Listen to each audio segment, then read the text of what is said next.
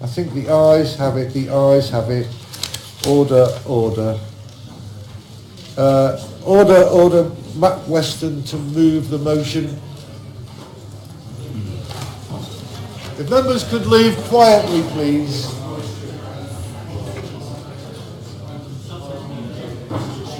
Order. Thank you, Chair. The motion I wish to put before you is as follows: that this House has considered new offices for Warwick District Council. May I start by thanking you, Chair, for giving the opportunity to debate this issue, which is of course immediate concern to residents in Warwick District, which includes my constituency of Warwick and Leamington, and part of the neighbouring constituency of Kenilworth and Southam, and indeed part of the Stratford constituency. On the first glance, this would of course appear parochial in its motion, but in actual fact, I think it has much wider implications for all local authorities across the country, because it is fundamentally about the question of the use of public money and how an authority uses planning legislation for its own ends, and indeed how it uses its public money to build, say in this example, a new council office at a time of austerity, when there are huge pressures on local authorities to restructure, to consider merging, and indeed to close certain services. We're seeing the like of our children's centres closing, but also women's refuges. And my question then would be, where are the priorities? Are these indeed the right priorities for them?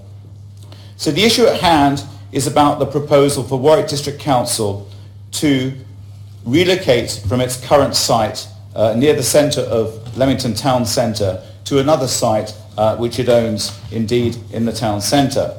It is a joint planning application including the development of current site for housing of 214 new homes in total.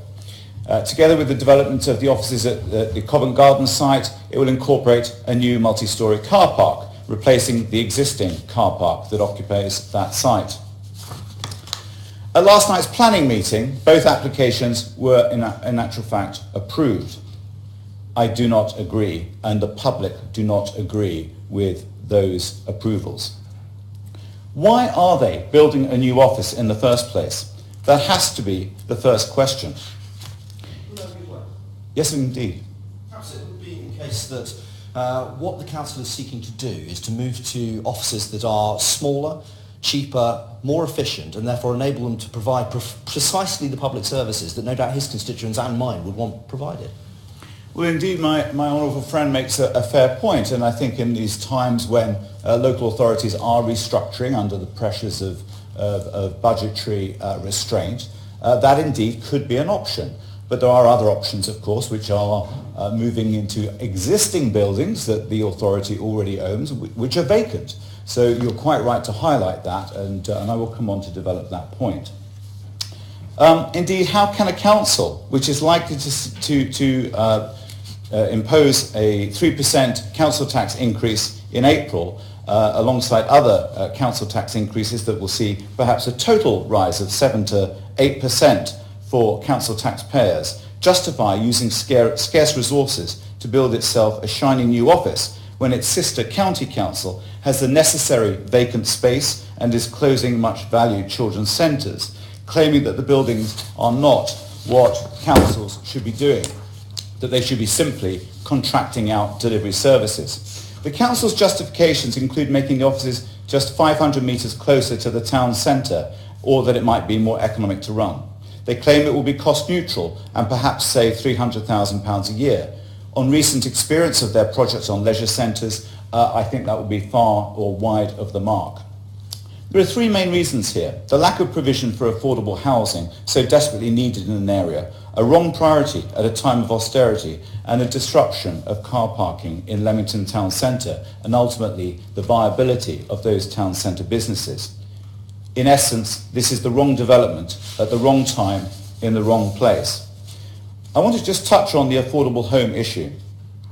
Now, some people may believe that the new office is critical at a time of economic austerity, and that the arguments of better heating efficiency justify the £10 million spend.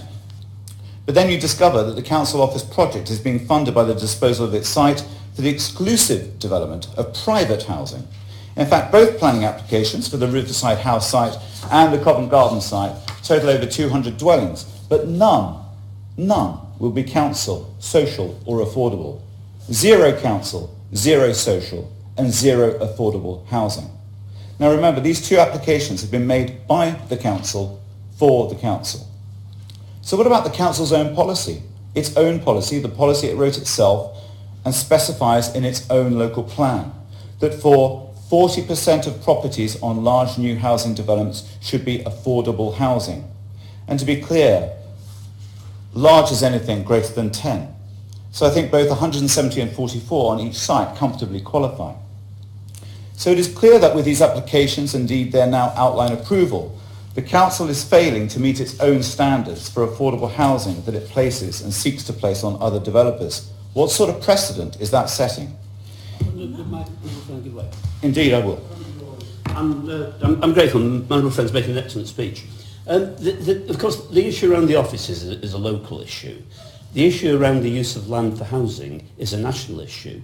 And the use, of course, of land at premium prices that prevents the development of affordable housing has got to be a national issue. Now, I do wonder whether the Minister will have a serious look at this question and see whether the local plan, 40% affordable homes, can be enforced by central government.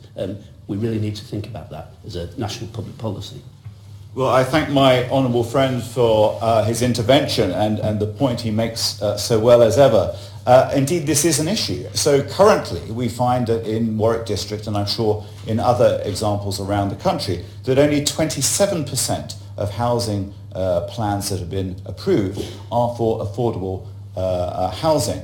Now, here we have a case where the council itself is actually approving 0% affordable housing. So it has a much wider implication for principle and the necessary housing, as my honourable friend makes. In these developments, if they did apply their own policy, Leamington would gain 86 affordable homes, which would make a huge difference to those families in dire need of homes below market prices. Now, if you'd heard my maiden speech, you'd be aware that there are around 2,400 people on the housing waiting list in Warwick District, that there are 700 people statutory homeless, and that there's been a 50% increase in rough sleeping in recent years. And for young people, the situation is particularly dire. In 2015, Shelter found that 31% of young adults in the area who are working live with their parents, compared to 25% average in England. Now, some may simply excuse the council for ignoring social and affordable housing, accepting that it is not viable to include them. But that's missing the point. The new office development is not necessary, and it is only that which is disguising the council's claim not to build the much-needed affordable housing on these two sites. The council's outline planning application has managed to wriggle out of the 40% requirement for affordable housing by securing viability appraisals, that great V word, saying that the developments would not be viable if they provided any affordable housing. Furthermore, council are refusing to release the details of these viability assessments on grounds that they contain commercially sensitive information, partly because the developments are a joint venture with a private company. This indeed ignores the public interest in the investment in new buildings. So the council is claiming in these viability assessments that the capital receipts gained from the housing developments is required to fund the building of the new offices. If this is the case, then the council should never have proposed its new office plan in the first place if it did not have the capacity to provide any affordable housing. And of course there is the broader issue here with the viability assessments, which are allowing developers to avoid requirements on affordable housing across the board, as I said earlier. Of course, this was a policy introduced in 2012 as part of National Planning Policy Framework, which has been disastrous for the supply of affordable housing, contributing to the housing crisis, and should be dropped. We have house builders such as Persimmon claiming developments are not viable, but then we see the chief executive pocketing a £130 million bonus. Something's not right. It is clear that there is a fundamental issue with the local authority being both applicant and jury. The planning committee is supposed to be quasi-judicial, but it's evident that, as in this case, planning officers lean on the committee to ensure the application gets passed. How can it be that the planning department can recommend approval to its own committee on its own project? Let's be honest, this is not quasi-judicial.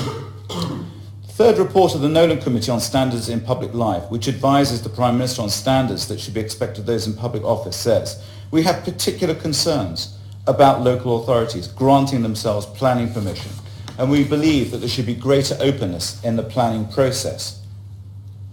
Warwick District Council has done exactly what the Nolan Committee advises that local authorities shouldn't do, and in the case of commercial confidentiality, I think the failure to deliver affordable housing should preclude such exemption from public scrutiny. These proposals, which fail residents in the area in desperate need of more affordable housing, should be dropped. Like all communities, the people of Warwick District have been battered by a programme of government austerity these past 7 years, and local services are being cut. Communities are losing children's centres, social care is at crisis point, and all services are suffering from the cuts.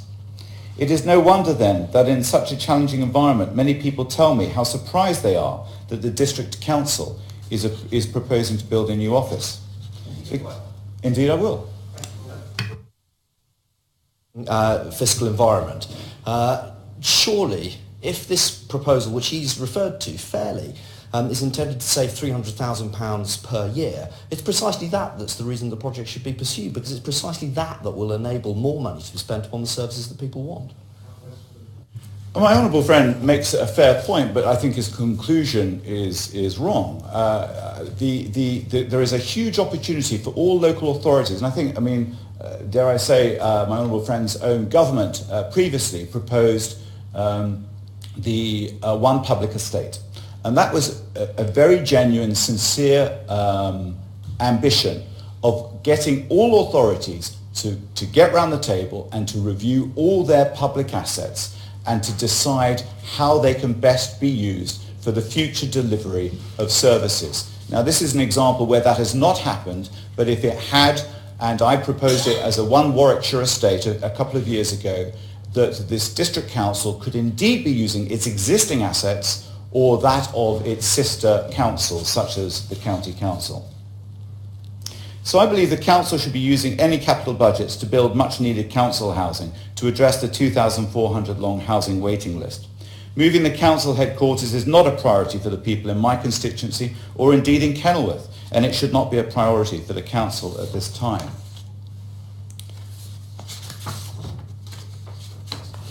The effect of the development on the Covent Garden car park will also have an impact on our community, because it will actually lead to the closure of a much needed car park, one of the 4 main car parks in our town centre, and that will cause, with its closure for development, a lack of car parking in our town centre and result in a huge amount of pressure on the economic viability of the town centre and our businesses therein. In any event, to build a car park, there should be some sort of workable displacement plan for parking during the construction period, and this has not been put forward. Indeed, other options have not been put forward to the public and should be explored. The council should be considering the use of existing space in the public asset register, as I mentioned a moment ago, and use empty or underutilised office space owned by the county council, or indeed Leamington Town Hall, owned also by Warwick District Council. This would reduce cost and allow for the development of affordable housing on the current Riverside House site, as well as avoiding the demolition of one of our main car parks in Leamington. If the council must push ahead with these plans, then they should find at least some way of meeting their own affordable housing policy for both developments, but indeed on these 2 sites. On that point, Indeed. Thank you very much thank you for giving way. With what you're saying, it seems to spring to mind that the council knows the value of everything, the price of everything and the value of nothing, because if councils aren't meeting the tariffs they set for themselves when it comes to affordable housing, in Peterborough, my constituency, they haven't met in the proposals that they've approved for the past 2 years, they're 30% tariff for social housing and affordable housing. And I note with your council that you've referred to that they also haven't met their target of 40%, but yet they are still ploughing ahead with these proposals to build and develop, focusing more on, again, the price of everything and the value of nothing. Would you agree? Thank you, and I thank my honourable friend for a valuable intervention, and my honourable friend is so right in that, and this is such a dangerous precedent, not just say in Warwick District, but of course across the country, because it becomes almost case law in that people will cite the examples of elsewhere and use them for their own ends. And this is one of the fundamental flaws in the current policy. I would just want to finally say that there are question marks over the transparency of the planning process as it stands. And it's demonstrated very clearly here how the viability assessment can be withheld on the grounds of commercial sensitivity, despite the huge and clear, obvious public interest involved. So in summing up, as I said earlier, this is the wrong development at the wrong time in the wrong place. The lack of provision for affordable housing is appalling double standards. They're pushing ahead with a development that is not necessary at a time of austerity, and this is an insult to our residents. The demolition of the Covent Garden car park will bring chaos and uncertainty to our town centre and lead to closures of our retailers and businesses in the town centre during that 2 to 3 year development phase. So I urge Warwick District Council to rethink, and the Minister here today to ask them to do the same. I would ask the Minister also consider the broader issues raised by this particular case, which have significance across the country and will be replicated elsewhere. I thank you for giving me the time today. The question is that this House has considered new offices for Warwick District Council Minister. Mr. Howth, what a pleasure it is to serve under your chairmanship again today, and I'd like to start by congratulating the Honourable Member for Warrington Leamington on securing what is an important debate, not just for his constituents, but we have seen contributions from across the House, from various areas of the country, so he obviously raises issues that people would like to discuss in relation to their own constituency. But focusing initially on Warwick, Mr. Howth, you, like me, are a northerner and a proud northerner. I am the Minister for the Northern Powerhouse, and it's appropriate that I respond given that Warwick Castle was founded in 1068 by William the Conqueror, who wanted to deal with a rebellious set of northerners, and I think both of us probably are rebellious northerners, and it is appropriate that we are discussing Warwick today under your chairmanship. And we had interventions from the Honourable Member for Rochdale Central, I believe it is, and I would like to frame the debate in terms of what his local authority has achieved by active management of their local authority estate. They have been inventive about how they have used their civic buildings in the centre of Rochdale. It adjoins my constituency, I know it extremely well.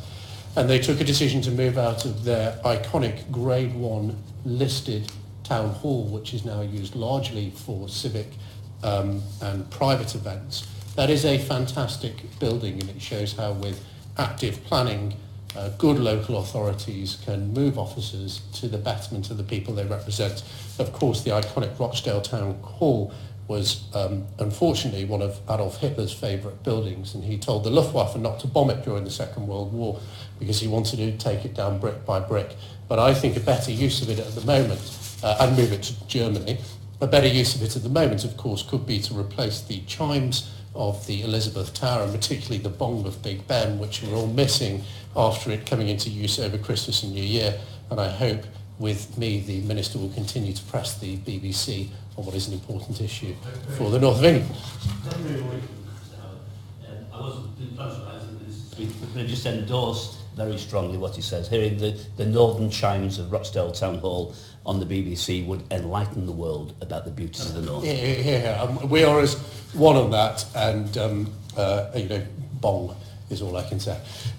We had a contribution from Peterborough. The Honourable Lady raised important issues relating to her own constituency, and of course my honourable friend, the member for Witney, has great experience as a former deputy leader, I believe, of West Oxfordshire Council, and I know in his time there he was involved always in saving the local authority money, not for the sake of it and not for any ideologically driven point of view, but because he and his colleagues in the local government family of West Oxfordshire could invest in public services and public service delivery. And I would like to take the opportunity, before I move on to the main part of the debate, to, on behalf of myself, I think all my honourable members present, and particularly my department, the Ministry for Housing, Local Government and Communities, to put on record our thanks to all councillors in our local government family who, regardless of political persuasion, all work so hard to serve the communities that they represent. Dealing with the Honourable Member for Warrington Leamington's contribution, as I'm sure he is aware, the Secretary of State has a quasi-judicial role in relation to any planning applications in the United Kingdom, and it would not be appropriate for me to comment on the merits of Warwick's local plan, nor to discuss in detail the application that he has specifically referred to today.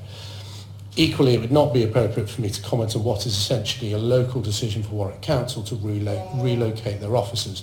However, I am aware that it is part of a wider efficiency plan that includes a review of council assets. Local authorities are right to responsibly manage their own assets and expenditure in a democratically accountable way. And I would note that Warwick District Council is a stable, well-managed, fiscally prudent, conservative controlled council that has achieved a surplus on its general fund revenue budget in each of the last 6 years, and is projected to do so again in the current financial year, I believe, showing that they have a history of taking difficult decisions to better serve the people in Warwick as a prudent local authority. The Honourable Member also raised concerns about affordable housing provision, and I would like to start by setting out our national policy on this issue and what our national planning policy framework does to encourage the delivery of affordable housing. I will touch on the issue of parking facilities and how the framework promotes sustainable transport solutions. I will also say a bit about how we are requiring local authorities to make sure that the money they are spending is spent well and they take prudent investment decisions. The government's priority is to boost housing supply and to build more affordable homes, supporting the different needs of wide-ranging people. That's why the Prime Minister recently announced an additional £2 billion funding for affordable housing, increasing the affordable housing programme in the 2016-21 budget to over £9 billion to deliver a wide range of affordable housing, including social rent homes by 2021. The new funding will support councils and housing associations to build more genuinely affordable homes in areas of acute affordability pressure, where families are struggling with the cost of rent and some families may be at the risk of homelessness. And I know that the Honourable Gentleman raised the issue of homelessness and families waiting on the list during his maiden speech. And I think it's absolutely right and appropriate that we in this House focus on what is a hugely important issue, not just for all of us as constituency MPs, but also the government as well. Our expanding programme will provide a wide range of homes to meet housing needs of a range of people in different circumstances and different housing markets. Further details on how social rent will be prioritised in the areas of greatest need will be published shortly. The government has also confirmed plans to create a stable environment by setting long-term rent deals for councils and housing associations in England from 2020. Increases will be limited to CPI plus 1% for the next 5 years until 2020. And now to our national planning policy. As our Housing White Paper showed, the government is strongly committed to a plan-led system, where new homes are provided through up-to-date local plans, prepared in consultation with local people. And the giveaway about local plans is in their title. They should be local, they should be widely consulted upon, and they should be driven by local authorities, not by government. The White Paper also includes proposals for local authorities to have clear policies for addressing the housing needs of particular groups. As part of this, we expect local authorities to identify their affordable housing need. As always, we expect them to make a planning judgment, as they do now, to understand how many affordable homes should be built in their local planning area. As I started out by saying, it is up to local authorities to determine how their own policy for affordable housing is applied. and to determine their own planning applications in line with their own view. Planning law requires that applications for planning permissions must be determined in accordance with the development plan, use material considerations, unless material considerations indicate otherwise. Will the Minister give way? Viability is a material consideration. Different sites have different costs, and it may be appropriate for local authorities to seek different level of local planning applications, including affordable housing, in certain circumstances. Of course, I would give way to the Honourable Member. Thank you indeed, Minister, for giving way. I would just be very interested to hear your specific comments on the one public estate and the fact that this authority has chosen to ignore the possibilities offered by the government's own policy on that, and also specifically just to concentrate on this 40% figure where the authority is failing against it at a 0% level. The Honourable Gentleman tempts me down a path. Be tempted. I am tempted, but I won't venture down that path because I'm sure he is aware, as a county councillor himself and as a member of this House, the Secretary of State in my department has a judicial role in relation to local plans, local planning policy, and all planning applications in England. And therefore, it would be inappropriate for me to comment in the way that he has asked. Viability assessments do play an important role in making sure that both plans and individual proposals are deliverable. However, we recognise that viability assessments can add complexity and uncertainty to the planning process. This has led to delays and diminished contributions towards infrastructure and affordable housing. That is why, in our recent planning consultation, we've included proposals which seek to simplify the process, creating more certainty about contributions developers are expected to make. This will, and I think the Honourable Member will like this, increase transparency so that local people can better understand what contributions may be expected to be secured from developers. Of course, this will not be the whole solution, and we will continue to consider further reform of developer contribution. I note the Honourable Member also has concerns about parking provision in relation to his own local area. Planning policy on transport provisions set out in our national planning policy framework promotes sustainable solutions to give people a real choice about how they travel. The framework expects councils to support developments which facilitate the use of public transport, walking and cycling where it is reasonable for them to do so, and to focus significant developments in locations which can be made sustainable in terms of their transport.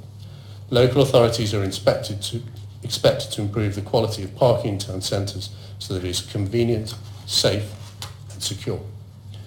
I end with this. All local authorities have a duty to deliver best value for the people they represent. And I hope that Warwick and all local authorities, Warwick District Council and all local authorities will have in their mind when they look at plans anywhere in the country how they can save money for the council taxpayer and refocus that on the priorities that we have discussed today, like affordable housing, which, as we all know in this House, is a hugely important issue. And our Prime Minister has been absolutely clear that tackling housing, the housing crisis here in the country, is the top priority for her government. And I'm absolutely proud to play my part in the Ministry of Housing, Communities and Local Government in ensuring we deliver on that promise. The question is that this House has considered new offices for Warwick District Council. As many that opinion say aye. Aye. Of the contrary, no. I think the ayes have it. The ayes have it. Order, order. The sit-in is suspended until 2:30.